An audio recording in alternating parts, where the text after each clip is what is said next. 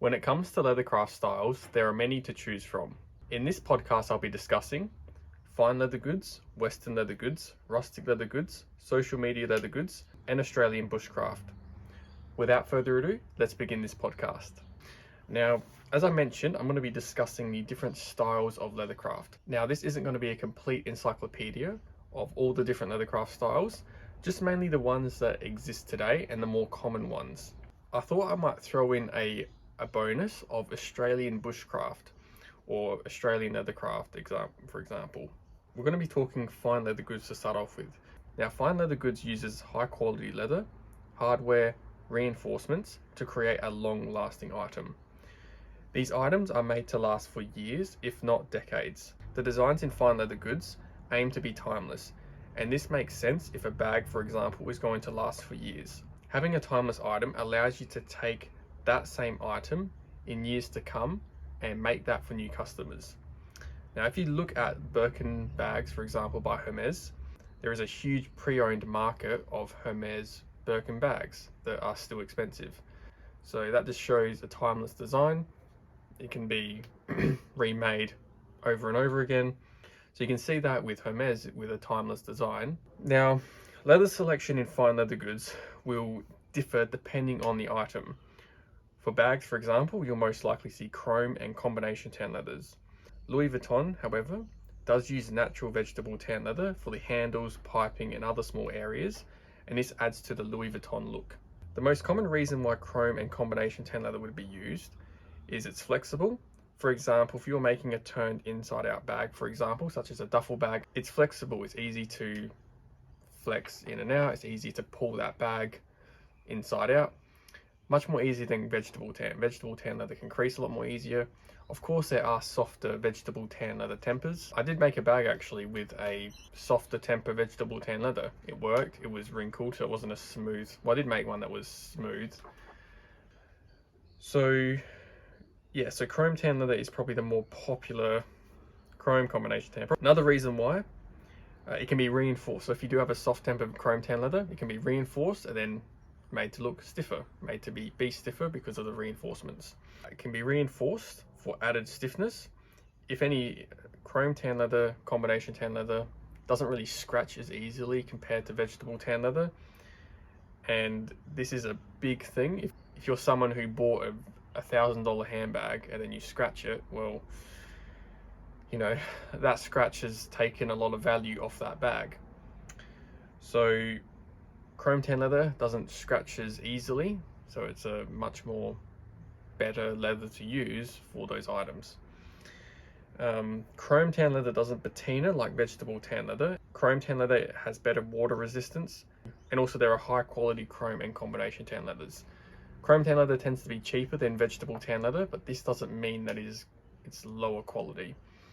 Obviously, the history behind chrome tan leather is 19th century. That's probably a discussion for another time.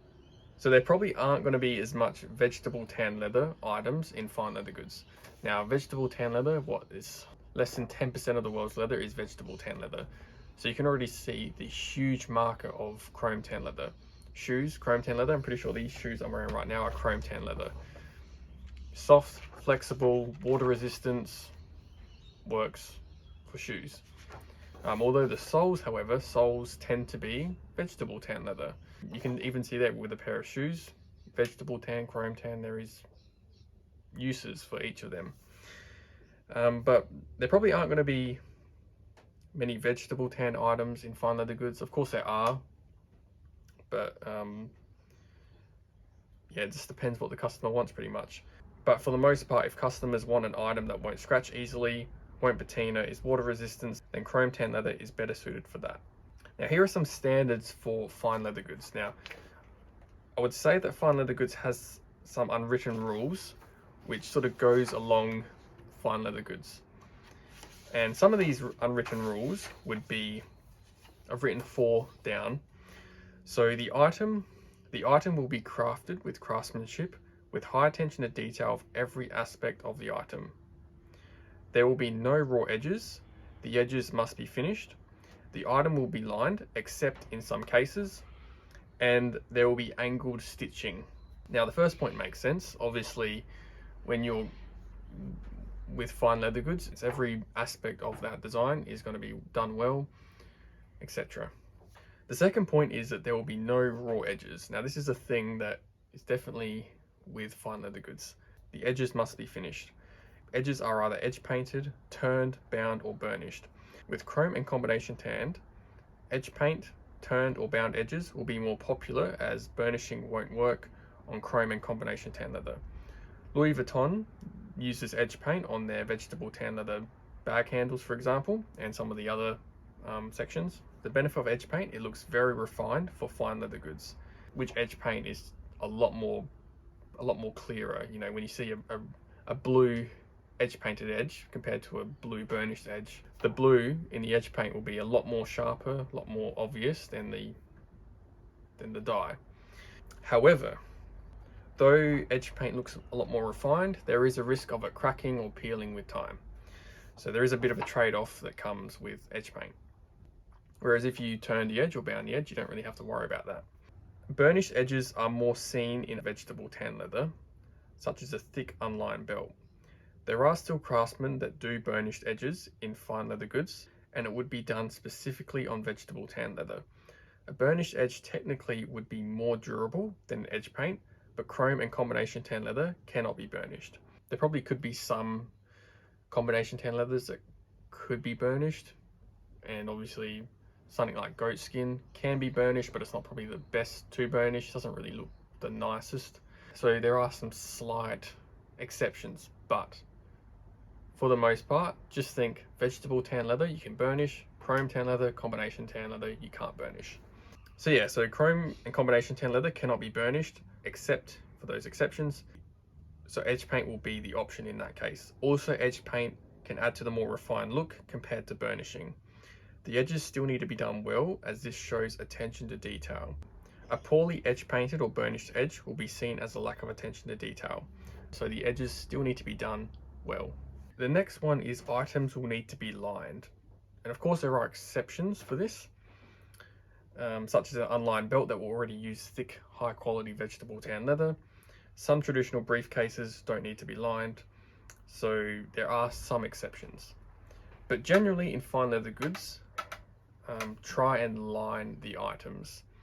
This just adds to the refined look and also the more finished look.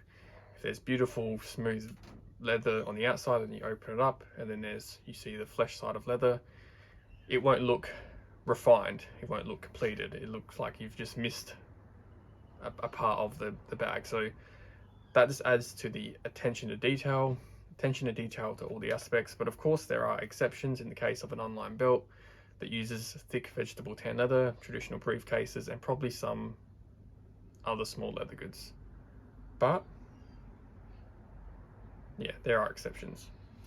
Finally, these stitches should be angled.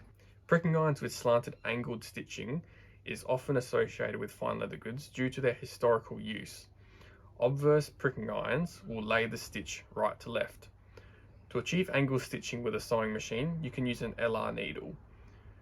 The thread will lay left to right on an LR needle, so it's the opposite of obverse pricking irons. However, it still looks nice. So I've been actually doing some practicing with the sewing machine, getting the tension right. And yeah, with the sewing machine, honestly, to be honest, I think using a sewing machine is a lot more harder than hand stitching, 100%. But honestly, when you get a sewing machine, the tensions are extremely annoying. Hand stitch wallet will lay the stitch right to left. The sewing machine sort of struggles to get the right to left angles. So what you can do is get an LR needle and have the stitch left to right. It keeps that more refined look. That's what I would think, you know, is trying to keep that pricking iron angled stitching, but obviously not using a pricking iron, using a sewing machine. In terms of thread size and stitches per inch, fine leather goods tends to have medium to small SPI. However, this will change on the product. For example, a watch strap can use a smaller 10 SPI with a 0.45mm thread, whereas a duffel bag can use a 7 to 9 SPI with a 0.5 to 0.8mm thread, depending on pricking iron size. Of course, I think there is some unwritten rules about the different SPI you can use. Obviously, you can use a 5 SPI on a watch if you wanted, but there's really certain little, I would say, style rules around the different pricking iron sizes you can use. Sewing machine thread size and needle size is different, but generally fine leather goods tries to use smaller space stitches to add to the refined look, except in cases of large items that require thick thread and larger SPIs such as traditional attaché cases. Now, I'm not sure how far this episode's getting, but I had a look at Louis Vuitton trunks, I had a look at attaché cases and trunks, and one, they're expensive. I saw a 1920s Louis Vuitton trunk for 50,000, I think it was 55,000 Australian dollars. Insane, but it was absolutely gorgeous. But one of the things I noticed about the trunk is they didn't actually stitch around the trunk. I thought they would have hand stitched the trunk together with thick thread. They actually nailed all the way around it, which actually I was actually quite surprised actually, because I thought they stitched it. But secondly, that would have added a lot more durability compared to thread, because thread can fray over time. I've noticed that with linen thread. Linen thread is beautiful to use. I like linen thread, but long term wise, you know, it can fray. I noticed on a shoulder bag, underneath the stitches on the opposite side, some of them had been worn because of the being on the shoulder. I'm not sure if that's similar with polyester or nylon thread. I assume it probably wouldn't be, but with linen thread I just noticed it. And I've also noticed on other items with linen thread that it can tend to fray around the thread. And also I think nylon thread didn't exist until the 1930s, and polyester probably would have been a bit more later. So the 1920s to 30s Louis Vuitton trunk it makes sense as to use those sorts of nails. But the interior of it was very beautiful. But yeah, just I thought, you know, that actually makes sense to take that to an airport, to be honest, because what, $55,000 Louis Vuitton trunk being thrown onto an aircraft. I don't know. You have to tell those aircraft men to, the baggage handlers, will be chucking that on and the aircraft. But anyway, it actually looked quite impressive actually. With all that said, however, I'm not sure how long I'm getting done on this episode, because we still have Western leather goods, rustic leather goods, social media leather goods, and Australian leather goods to talk about. What I could do is I might just leave that there and make this a part 2 actually. I hope you've enjoyed this podcast episode. Obviously I was hoping to get through the whole lot, but I'm a talker. But I hope you've enjoyed this podcast episode. Don't forget to like, subscribe on YouTube, and don't forget to enjoy your leather crafting.